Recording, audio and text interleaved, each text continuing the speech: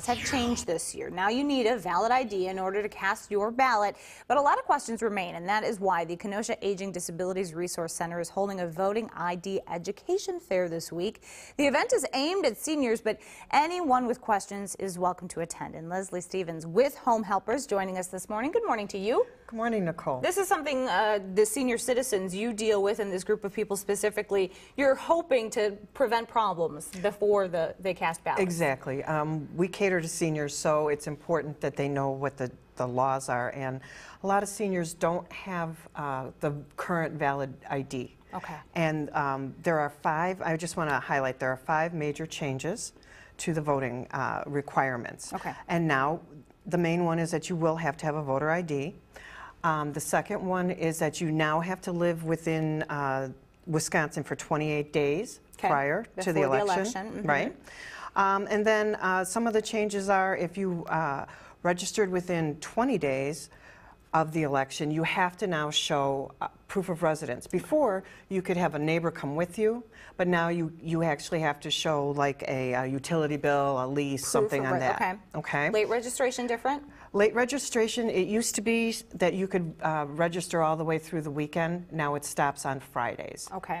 But the thing that I want to highlight is you're still able to register the day of the election. Okay. So that's still the case. And then early voting is a little different. Early voting, again, it used to be that you could do it all the way through the weekend.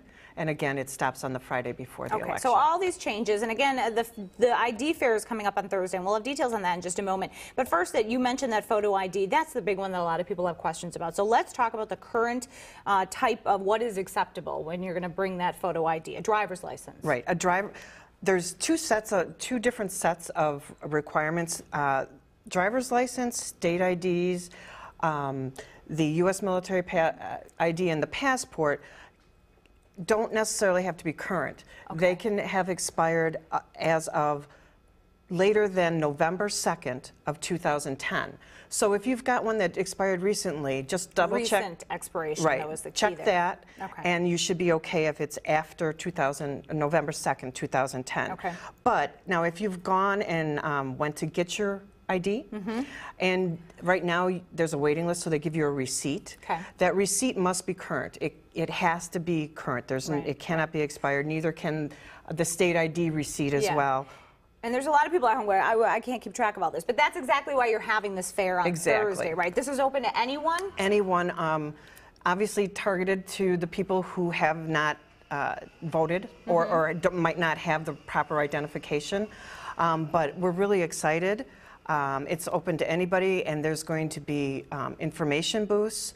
There's going to be speakers, the ACLU, the League of Women Voters, and there's also going to be a place where if you don't have the ability to drive yourself to the DMV in order to get your photo ID, then you can sign up for that, and we'll have like 4 or 5 specific days for that. So again, that goes from 10 to 4. It's on Thursday. But for more information, anyone at home, where's a good place to start if they find out they can't make it Thursday, or just questions in general?